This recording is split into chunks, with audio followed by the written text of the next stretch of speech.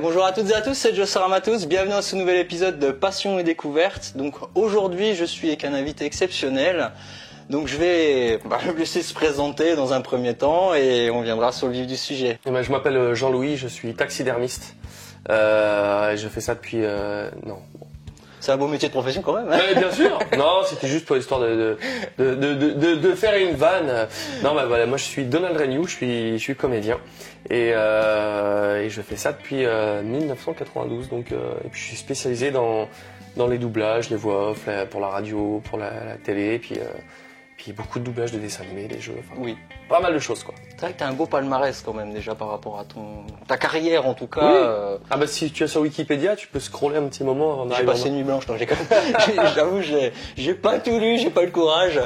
Donc en tout cas par rapport à ça, comme on le sait, t'as quand même fait des personnages assez anthologiques, dont Harold qui est dans Dragon. Allez mon grand, croque-nous. Oh ah mais c'est mon... Bref, voilà. C'est Harold. C'est Harold, hein, c'est top. En tout cas, pareil, t'as fait beaucoup de jeux, dont Sora dans Kingdom Hearts. Mais bon, on va pas trop s'étaler non plus. Pas dans le 3. Ah bon? Ben merde alors. Non, enfin bref, tout ça pour dire. En tout cas, c'est vrai que t'as quand même un sacré palmarès. Et je me souviens, il y a quelques années, en 2012 ou 2013, tu m'avais parlé de Petit Pied même. C'était un mardi, je crois. Non, je crois que c'était un dimanche. Oui, c'était un dimanche. On était là après le brunch, on en parlait vite fait. Non, enfin, et tout ça pour dire quand même, t'as commencé très jeune. Et ça, mine de rien, c'est pas à la portée de tous. C'est quand même intéressant, quoi. C'est après bon. On va pas beaucoup s'étaler sur le sujet pour la simple unique raison qu'il y a énormément d'interviews qui peuvent très bien l'argumenter mieux que moi d'ailleurs. Mais on est là vraiment pour essayer de parler de tes passions, ouais. Vraiment ce qui te passionne dans la vie de tous les jours ou autre. Donc je t'en prie, essaye déjà de nous expliquer vraiment ce qui te passionne en général. Ah bah il est parti. Les chats, voilà, exactement. Non, bah moi je suis... mon métier c'est quelque chose que j'aime, hein, ça c'est sûr. Ça fait partie de ces métiers passion, des métiers que quand on a la chance de le faire, voilà, qui sont vraiment une vraie chance. Oui. Surtout que c'est dans le doublage, on change de séries, de jeux, de films tous les jours, donc il n'y a jamais des jours qui se ressemblent. Et ça c'est top. C'est vraiment c'est sûrement un des trucs que je préfère le plus dans ce métier, c'est ce changement permanent. Mais au niveau de mes passions, effectivement, moi, entre les sports mécaniques et les jeux vidéo, c'est sûr que aujourd'hui, j'arriverai pas à le mettre de préférence l'un pour l'autre. Effectivement, vu le coût d'un week-end de compétition, oui. C'est plus facile de faire du jeu vidéo. Oui, évidemment. T'as juste à venir avec ta manette éventuellement. C'est ça. Donc, mais voilà, c'est deux choses que j'aime beaucoup et qui ont vraiment marqué ma vie. Le sport mécanique, à un moment, c'était un petit peu ce qui m'animait le plus. Hein. Oui. En moto, j'étais pilote amateur et puis après on était limite à passer pro, mais bon, j'ai eu un petit problème, mais un accident. Mais c'est vrai que le jeu vidéo, j'adore ça. Enfin, je joue toutes les nuits. Dès que je peux, dès que j'ai du temps libre, je préfère aller jouer qu'aller regarder une série ou un film, quoi. Ouais. Ah oui, d'accord. Oui, c'est vrai que j'ai cru comprendre que tu étais un peu comme tout le monde et tu vas regarder un peu, voilà, quand ça se présente à toi. C'est par exemple, je sais pas, Netflix ou j'en passe, c'est des meilleurs. Hein. Après, c'est vrai que c'est difficile aujourd'hui de se dire on a un film de préférence à regarder ou des thèmes. Il y a tellement de choix qu'aujourd'hui, on a toujours matière à regarder. Que ce soit même en série. Hein. Non, mais moi, mon truc... viens là, bonhomme. Allez, croque-mou. Allez, non, mais en fait, le truc, c'est que je préfère... Il va faire l'interview avec nous. Mais laisse-le, ça va être marrant. Ça va être Bonjour, bienvenue dans l'intrus de la vidéo. Ouais. Des animaux et des hommes. Exactement. En fait... Quand je rentre le soir du taf, ça c'est un oreiller vivant, c'est très sympa. Je couperai pas au montage, ça. Non, faut le garder. Ça fait partie du direct. C'est qu'en fait, je préfère le soir après le taf aller jouer, passer ma nuit sur un jeu et passer un mois dessus et vraiment kiffer cet univers plutôt que passer 1h30 dans un certain bon film. Attention, j'aime bien voir des films, mais ça me sort moins c'est très perturbant, mais c'est très agréable. Mais mais voilà, pour décompresser le soir, voilà. Je préfère un jeu, je préfère voyager, un bon open world. Ouais. On m'avait proposé Assassin's Creed, on m'avait dit alors le film tu l'attends? Je fais bah non, le film je vais le commencer à 21h, à 22h30 je serai terminé. Non mais c'est trop court. Alors qu'un jeu tu le platines, tu mets un mois pour le faire, 2 mois. À peu près, ouais. Même plus. Oui. Et du coup c'est sur la longueur et ça je voyage beaucoup plus, je décompresse beaucoup plus avec un jeu qu'avec un film. Aujourd'hui, parce qu'avec les technologies, tu vois, avec les PS4 Pro, les Xbox One X, la technologie c'est magnifique. Et on a vraiment des jeux qui sont sublimes. Et donc voilà, moi c'est pour ça que j'aime les jeux. Tu voyages autre part et je pense que beaucoup se retrouveront dans ce discours. Et justement, quel jeu vraiment t'as le plus marqué éventuellement, ou alors tu prends un malin plaisir à y jouer? Je sais pas, t'en as peut-être un ou plusieurs, je ne sais pas, par exemple. Ouais, que je te dis, moi c'est ce que j'aime le plus, c'est les open world. Ouais. J'aime vraiment ça, poncer chaque zone, aller faire toutes les petites missions annexes et tout ça. Skyrim par exemple. Alors non, c'est-à-dire que j'ai du mal avec tout ce qui est un peu heroic fantasy, tous ces trucs-là, j'ai un peu du mal. C'est pour ça que j'allais dire Game of Thrones, je l'ai vu il y a 6 mois. De quoi, la série? Ouais. Ah oui, d'accord, ouais. Parce que j'aime pas les trucs de moyenâgeux. C'est pas une époque qui me fait triper. Yes. Donc du coup, je l'avais pas trop vu et finalement j'ai adoré. Mais c'est vrai que les jeux, tiens, à l'époque quand je jouais sur PC, les Baldur's Gate, les trucs comme ça, c'était pas trop mon délire. D'accord. Décidément, il m'aime bien ce chat. Mais voilà, c'est pas mon délire. Et je préfère d'autres trucs. C'est vrai qu'Assassin's Creed, j'adore parce que pour la plongée historique. Oui. Moi, j'ai découvert l'Italie avec Assassin's Creed. Le 2, du coup, je suis même allé jusqu'à aller à Monteriggioni pour voir comment c'était le village. Et il existe. Et d'ailleurs, il y a une sorte d'office de tourisme qui est sur place, qui montre un petit peu, qui vend des trucs à Assassin's Creed. Donc, ils ont surfé sur la vague d'Ezio. Ah tiens, tu m'étonnes. Et il va le voir aussi. Mais du coup, c'est énorme. Et ouais, les Assassin's Creed, j'ai vraiment adoré. Alors, évidemment, les GTA, les Red Dead, c'est du top. Hein, mais... D'ailleurs, il y a le 2 qui va pas tarder, si j'ai compris. Bah oui, non, mais il y a du... Voilà, c'est des belles licences. Bon, Rockstar, c'est quand même des dieux. Oui. Mais voilà, j'aime bien avoir un jeu sur la longueur. Un jeu à couloir, j'ai un peu de mal. J'ai toujours autant de plaisir à jouer à un Battlefield ou à un Call of, mais ça va durer 5 jours. De toute façon, moi, je suis pas multi. J'aime pas trop le multi. Je préfère faire la campagne solo, je m'éclate, il y a un petit scénario, c'est cool. Et après, je next. C'est sûr qu'un open world, c'est un peu plus long. Donc tu dois attendre le prochain jeu de CD Projekt, c'est Cyberpunk 2077, je crois. Ouais, je l'ai vu à l'E3, ça a l'air pas mal. Ouais, ça a l'air et toi, tu vas jouer à Nintendogs? Hein? Ouais. Ah bah voilà, et il a trouvé sa place. Ouais, les Cyberpunk. Il y a tellement de trucs qui arrivent, le Loup Métro qui arrive le prochain, Exodus, c'est énorme. Il y a des mots, il y a du lourd, mais il y a tellement de jeux, je suis tellement à la bourre. Donc là en plus, t'as fait Spider-Man sur PS4. Oui. Yes, franchement, c'est clair que bon, actuellement le jeu n'est pas encore sorti à l'heure où on tourne, mais bon, il va arriver, il sera déjà sorti quand je diffuserai. Et donc celui-là, franchement, ok, on sait tous que t'as fait le Peter Parker de Amazing Spider-Man, le film. Ouais. Je vais l'emballer, attends, je vais conclure. T'as un ticket. Ah ouais, c'est bon. Et donc oui, je disais Amazing Spider-Man. T'avais donc présenté là, c'est la première fois que tu interprétais donc Spider-Man et Peter Parker. Exactement. C'est après que j'ai pu le faire du coup dans tous les jeux Lego. Ah oui, d'accord, oui. Ouais. Et c'était la première fois. En fait, j'avais doublé Andrew Garfield sur un film qui s'appelait Lion et Agneau, un film qu'avait réalisé Robert Redford, mais passé un peu inaperçu. Ah oui, d'accord, ok, d'accord. Mais bon, un bon film. Oui. Et en fait, quand est arrivé The Social Network, où je doublais déjà Jesse Eisenberg, je pouvais pas doubler les deux. Oui, bah t'avais fait aussi. Est-ce que c'était toi qui avais fait Batman v Superman, non? Non. Ah mais c'était bien après ça. Oui, c'est bien après, bien entendu. Bien sûr, oui.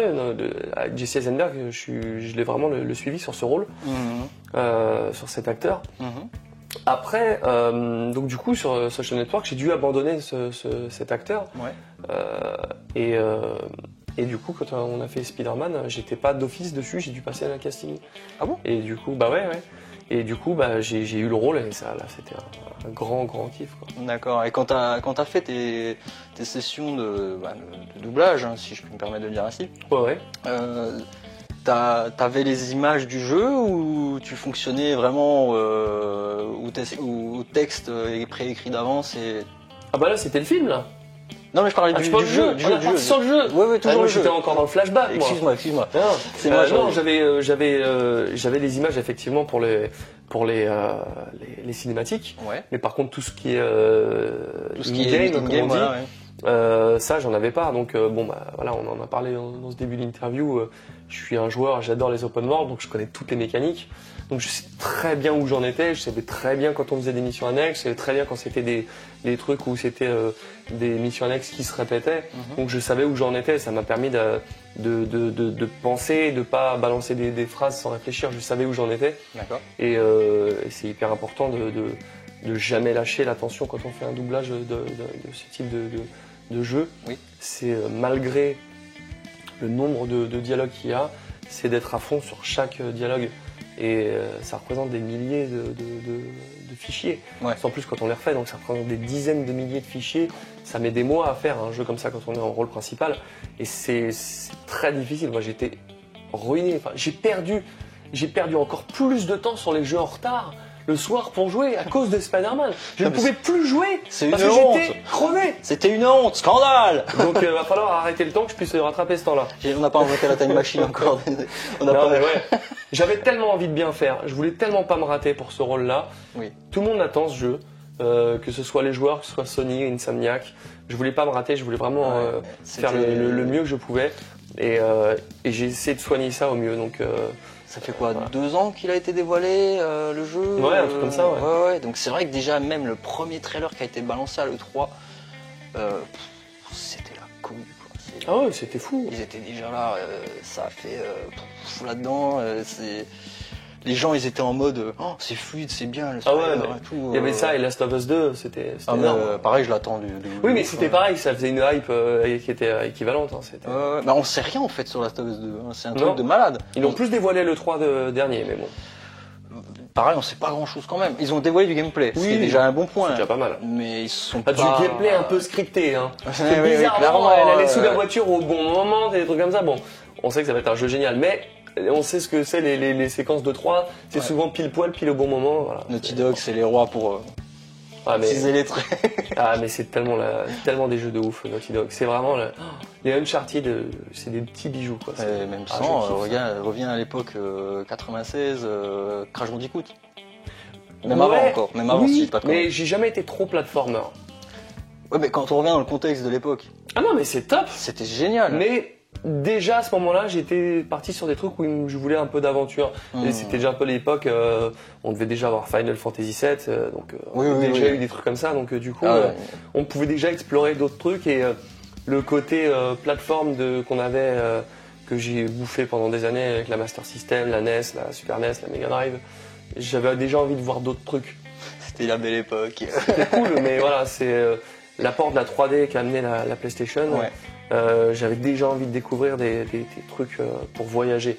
Je sais pas si toi également tu te disais les choses, mais quand il y a eu genre Final Fantasy VII et le 8, bon le 9 à peu près, même encore on peut se permettre. J'ai pas fait le 9. Non mais dans la timeline à peu près, quand on se disait à l'époque, un jour on aura des jeux aussi beaux que les cinématiques. En fait, ce qui était drôle, c'est que on se disait à chaque fois qu'il y a une cinématique, on se disait ah là là, à la prochaine génération, ce sera aussi beau que ça. Et c'était jamais aussi beau que ça. Non, et à chaque fois, on reculait. Bon, maintenant, ça commence à être bien. Ouais, mais ça a mis du temps. Ouais. Je pense que ce sera encore sur la prochaine avec limite la photoréalité, quoi. C'est ça. Moi, ça me dérange pas dans les jeux d'aventure, tout ça, mais sur les jeux de voiture, le photoréalisme, mais le vrai. Ah là, ça va être fou. Lequel par exemple qui t'a le plus Non, pour l'instant il n'existe pas ce jeu. Ah d'accord, ok. Mais genre un Forza 7. Je suis pas Xbox. Qui pour l'instant qui est magnifique, qui est sublime en 60 images secondes. Mais imagine un Forza 10 qui va être photoréaliste, on sera dans le cockpit, quoi, ça va être fou. Bah d'ailleurs, pour te donner un exemple, je sais pas si tu as suivi l'actu du moment sur ne serait-ce que le côté PC, ils sortent Nvidia sur une nouvelle carte graphique, la RTX, où carrément là on voit les reflets en temps réel sur les jeux de lumière, c'est impressionnant. Genre sur une flaque d'eau, il y a une explosion. Genre, ils ont présenté surtout Battlefield 5 par exemple. Mais c'est un truc de fou. Quoi. Mais ils ont fait après une démo des crash Windows ou pas?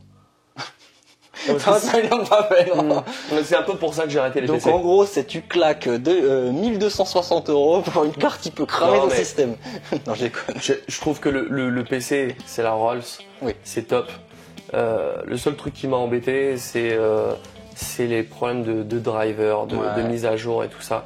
Et ça m'a embêté parce que ça m'a enlevé du plaisir de jeu sur certains jeux que j'ai jamais réussi à faire tourner. J'ai beau faire le tour de tous les drivers de toute la carte mère, ça, je suis dans le BIOS. Ah bon? J'ai jamais réussi à faire tourner un jeu et de ce jour-là, je suis passé sur la console, je suis jamais revenu sur PC. Donc t'es resté sur la Game & Watch et puis t'es pas allé plus loin quoi. La Game & Watch? Ouais. Ah, tu vas loin là. non, je te parle de début 2000. Enfin, moi, je faisais les premières compétitions intersalles en LAN sur Counter-Strike, on jouait la 1.3, la 1.6. Yes. Et c'est cette époque-là où j'ai arrêté 2002-2003, je suis passé à la console. J'ai fait les derniers MMO, le Day One World of Warcraft. Oui. Et genre un an après, j'ai arrêté, je suis passé à la console, je suis resté dessus. T'es quand même resté un an. Ouais, bien tassé. Ouais. Mais le truc, c'est que j'ai aimé quand on a eu des beaux jeux 360, PS3. C'est vrai que la 360 était une très bonne plateforme. En fait, quand je suis passé à 360, j'ai arrêté le PC. Parce que j'ai trouvé une facilité, un truc qui était très beau. Ouais. Peut-être pas au niveau du PC, mais une facilité qui plantait jamais. Et j'en ai eu marre de mettre les mains dans le cambouis, de bidouiller mes slots, mes cavaliers, les nappes et tout ça, les drivers. J'en pouvais plus. Ouais, je comprends. Et alors, je suis sûr que tu vois, la Nvidia, c'est une tuerie, que ça enterre les consoles qu'on peut avoir, mais l'expérience de toute façon reste la même. Dans tous les cas, même si c'est plus beau sur PC, même si tu le prends sur console, l'expérience est la même. Ouais. Donc, je veux dire, je donne un exemple, on va dire GTA, allez. Tu as mentionné GTA. Quand le 5 est sorti sur console, bon, c'était l'apothéose, il y avait PS3, PS4, bientôt, je sais pas, ils vont peut-être encore ressortir une édition PS5 s'il y a une PS5. Ouais, mais quand on le voyait tourner en 60 images secondes sur PC, c'était quand même quelque chose. Je suis d'accord avec toi. Après, l'expérience reste la même. Je veux dire, t'as pas de quête supplémentaire, t'as pas de truc. Et quitte à choisir, comme tu dis, au lieu de s'embêter avec des drivers ou quoi que ce soit, tu vas plus choisir la simplicité, tu fous le disque et puis en avant Guingamp. C'est ça. Ouais. Mais je suis pas pour trop Guingamp quand même. C'est vrai que Guingamp il est un peu spécial. Mais bon. Non, mais ouais, c'est vrai que bon, le PC est top. Ouais. Mais trop d'investissement et d'aléas de stabilité système. Alors peut-être que ça a évolué, peut-être que maintenant c'est stable. Parce que mon petit troll, le début du crash, ça se trouve maintenant il n'y en a plus des masses. Bah, c'est des corrections, bon. C'est comme pour les jeux, même sur console actuellement, t'as des patchs qui sortent dans tous les sens. Quoi. Non, mais t'as des patchs, c'est normal, mais tu parles de crash, vraiment de trucs qui te ruinent une expérience de jeu parce que bon, peut-être que ça n'existe plus, peut-être que je m'y remette, mais. Je pourrais pas te répondre, je suis pas du tout gamer PC d'origine. J'ai enfin une bête de course depuis 2 semaines à tout casser. Avant j'avais encore mon vieux PC 4 Go de RAM qui tenait voilà quoi. Mais franchement j'ai toujours été console. Je suis passé sur la 4 Pro entre Noël et Nouvel An. Bon déjà là je me prends une grosse gifle. C'était une folie furieuse. Je m'éclate comme un fou et là mon kiff actuel depuis janvier ça reste Dragon Ball Fighters quoi. Moi j'adore les jeux versus fighting par exemple. Ah, tout ce que j'aime pas quoi. Mais t'as le droit de pas aimer. Ah ouais, là, je comprends que vous adoriez le côté technique. Après, il y a aussi le côté fan de la première heure du Club Dorothée. Hein, oui, bien sûr. Non, mais je pense que ce qu'on retrouve, c'est pour ça que je comprends qu'on aime ce genre de jeu. Quand on aime les jeux de versus fighting, c'est la même chose que des jeux de voiture. On tourne en rond sur un circuit. Donc du coup, il n'y a pas de but, c'est la même chose. Et le jeu de versus fighting, c'est la même chose. C'est toujours un combat, round one fight, voilà. Et un jeu de voiture, c'est pareil. Donc c'est juste que là, c'est un style qu'il faut aimer. Mais c'est des jeux répétitifs, qui se kiffent sur la répétition parce qu'on s'améliore de partie en partie. Donc c'est pour ça que c'est pas mon style, mais je le conçois totalement qu'on adore les jeux de baston. Mais c'est un très bel exemple que tu as donné d'ailleurs. Je trouve que c'est un très bel exemple. Parfait. Mais donc à part les jeux de course, les jeux d'aventure un peu open world, etc. On sait tous que tu kiffes la 3DS quelque part. Hein. La 3DS. Non, je dis ça, mais je sais même pas. C'est mon fils qui adore la 3DS. Ouais. Il joue à Luigi Mansion. Yellow. Il est encore pas facile. Précédemment, tu parlais donc tout ce qui était sport mécanique. Qu'est-ce que tu fais? Donc la moto, du quad, je ne sais pas, par exemple. Moi j'étais pilote moto. Oui. J'étais pilote moto je me suis lancé dans la compétition en 98 sur les championnats d'endurance en 50 cm3 et je suis tout de suite monté en super motard en 600 en challenge du Skvarna dans la saison 99-2000, ce qui m'a permis de rouler à Bercy au Guidon d'Or, donc c'était quand même un truc de fou. Ouais. Et après je me suis tout de suite rendu compte que j'étais vraiment une quiche Lorraine en supermoto. J'étais vraiment pas bon. C'est pas comme les grosses où tu plies le genou et tu vois. Voilà, et j'étais beaucoup plus performant en compétition, en circuit. Oui. Et donc du coup, je me suis lancé plutôt en Aprilia Cup. Et j'ai beaucoup adoré cette période-là avec aussi la Triumph Cup. Voilà. Et en plus, c'est des belles baies quand même. Ouais, complètement. Et c'était vraiment top. Donc ça marchait plutôt pas mal. Mais j'étais bon, mais pas excellent. Ce qui fait qu'aujourd'hui, quand tu es bon mais pas excellent, bah, tu payes tes courses et tu t'auto-sponsorises. D'accord, tu auto-sponsorises. Ouais, c'est ça. D'accord. Donc autant dire que ça coûte un bras. Ben, ça chiffre pas mal en effet. C'est ça. Ouais, c'est vrai que. Donc du coup, j'ai un peu arrêté. Oui, j'imagine. Ouais. Et je me suis lancé dans le stunt.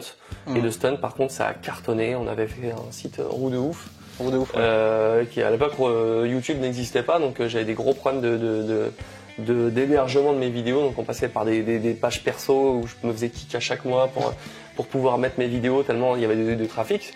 Alors, en gros à cette époque-là, c'était 2002-2003, on était devant Skoda.fr, on faisait 120 000 visiteurs uniques par mois, donc c'était quand même du lourd. Ouais. Allez, un début d'internet quand même, c'est pas aujourd'hui. C'était dans les débuts 2000 ça. Ouais, donc du coup aujourd'hui ça ferait des gros scores comparé, sans réseaux sociaux, sans rien. Donc, oui, non, mais c'était comme YouTube, c'était pas trop médiatisé à l'époque. Ouais, donc c'était dur de se faire un nom à l'époque, juste les moteurs de recherche. Donc du coup, ça marchait bien.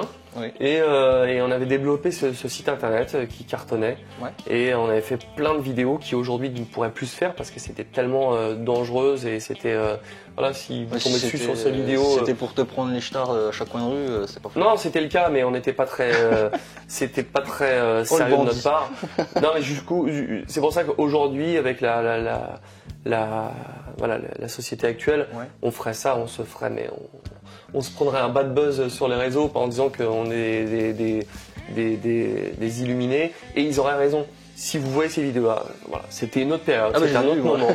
Oui, mais voilà, je parle à ceux qui verront cette vidéo, que c'était pas. Aujourd'hui, je referais pas ça, tellement c'était dangereux. Déjà, oui.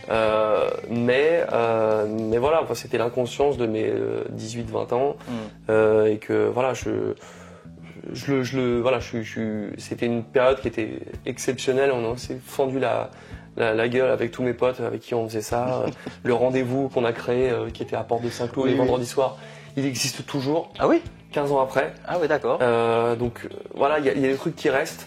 Aujourd'hui sur ma voiture, il y a encore marqué Roue de Ouf. Ah ouais, on m'arrête encore souvent dans la rue, on me dit c'était toi Roue de Ouf, et je fais oui. Et voilà, ça a marqué une génération, la génération moto et motard du début avec Max, voilà,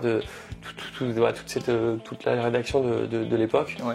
On s'éclatait, on a fait le Burns Day pour ceux qui connaissent, voilà, c'était une compétition où ils faisaient venir les meilleurs stunters dans un spectacle, et puis avant on y allait nous en spectateurs, et puis une année on a été conviés à être pilote là-bas. Il se trouve que moi je me suis tellement mis la pression pour être performant et faire des figures que personne ne faisait, que je me suis cassé le bras juste avant et j'ai pas pu rouler. Donc ça a été très difficile à accepter, mais voilà, ça a fait partie de ma vie. Ça a fait partie de plein de choses où je me suis craché justement 2 mois après le Burns Day.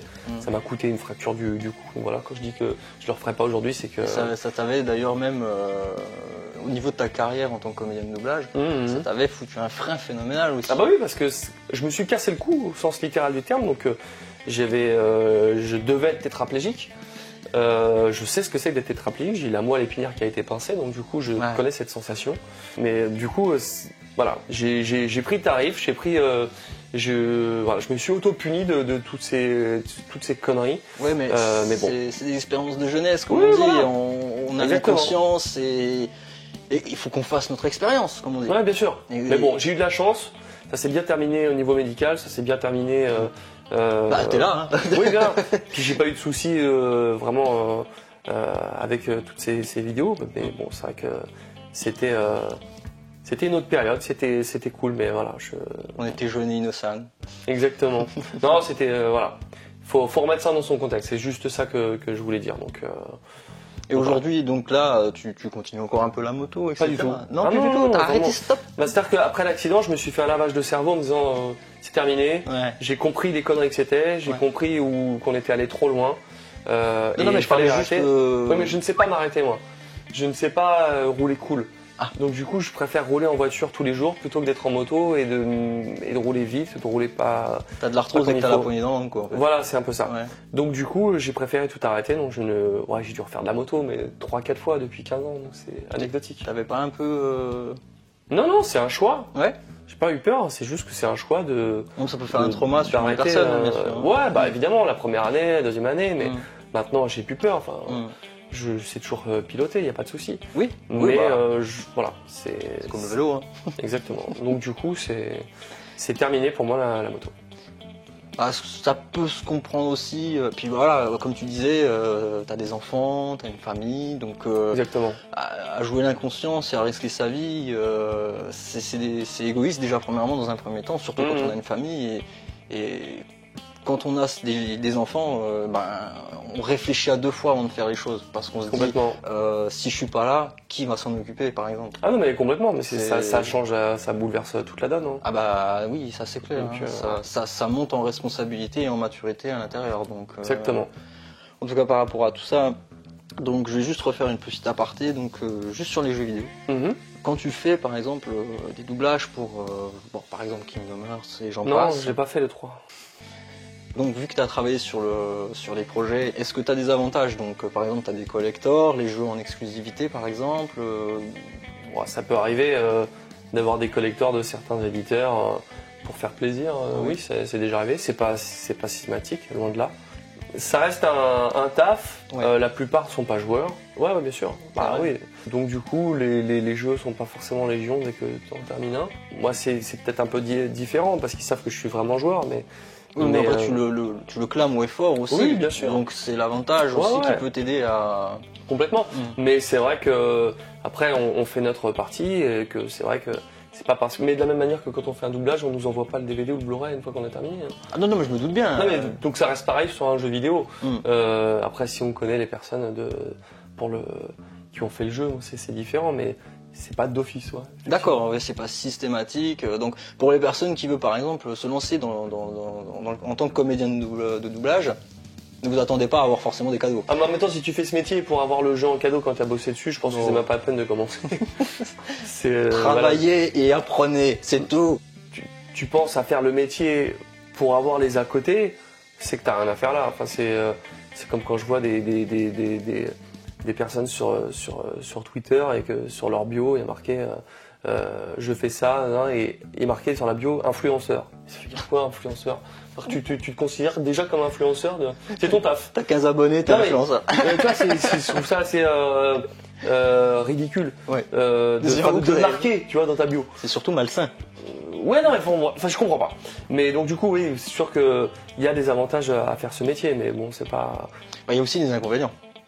Pas comme dans tous les métiers. Exactement. Donc c'est là de ce que je comprends et de ce qu'on a parlé un peu en off. Donc des fois ça t'arrive de courir un peu pour ça, pour faire les doublages. Et comme tu l'as dit également précédemment, du jour au lendemain t'es jamais sur le même sujet. Ah non c'est clair. Donc ça peut déstabiliser beaucoup de personnes qui n'ont pas le même level que toi, si je peux le dire ainsi, en termes de doublage. Non mais quand tu te mets à avoir une certaine aisance, c'est là que vient le travail, donc du coup c'est là que ça passe, mais sinon t'es pas...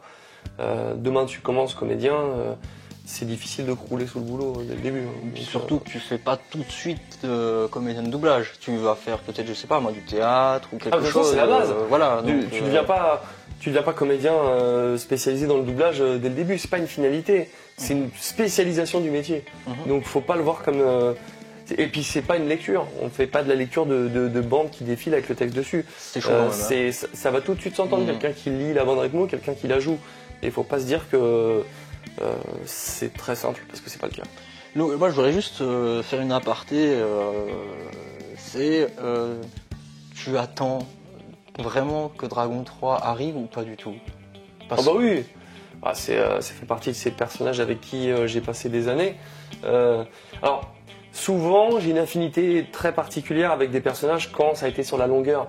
Oui. Stuff, c'est le cas, mais des personnages où j'ai fait que les films, Oui. un peu moins, sauf personnages emblématiques, Spider-Man.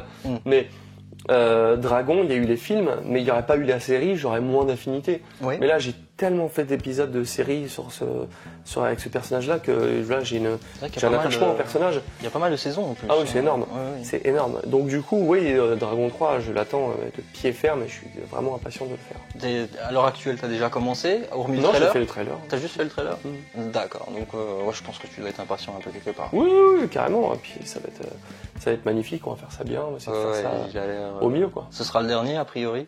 Ah, ça, je sais pas, faut demander ça à DreamWorks. Je pense, parce que DreamWorks, si on regarde Kung Fu Panda par exemple, ils ont fait une trilogie et après. C'est vrai qu'ils ont souvent fait trilogie. Voilà, donc qui d'ailleurs est une licence aussi que j'apprécie énormément. Ouais. Et Dragon, ça a vraiment été le coup de cœur déjà parce que l'année du dragon, c'est mon signe astrologique chinois, j'adorais les dragons, voilà. Et puis en plus Croque-Mou, il est tellement mignon, surtout qu'il faisait c'est vrai. Avec ses chicots. Ah ouais, il est mignon, Croque-Mou. Ah oui, il est trop chou. Et en plus là, il y a une femelle, Furie Nocturne. Quand je l'ai vue pour la première fois. C'est vrai qu'il y a une Furie Nocturne. Bah, elle est là. Oui, vous le voyez. Hein. Elle est là, la cocotte là. Elle est là. Vous allez la voir en vrai bientôt. Enfin, c'est vrai. Façon de parler. On ne relèvera pas. On va dire, il sort en janvier si je ne m'abuse. C'est pas février?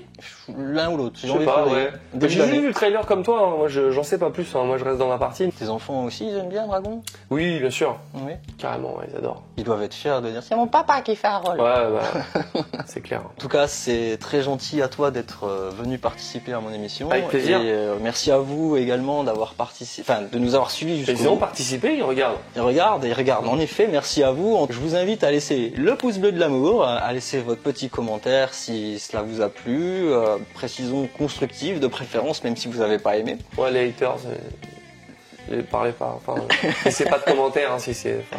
Le pouce rouge est là pour ça. Merci à vous, merci à toi surtout, et je te souhaite le meilleur pour la suite de ta carrière. Merci. Et aussi pour la vie perso, hein, bien entendu. Et je vous dis à très bientôt les amis, en tout cas pour le prochain épisode de Passion Découverte. Allez, ciao. Ciao.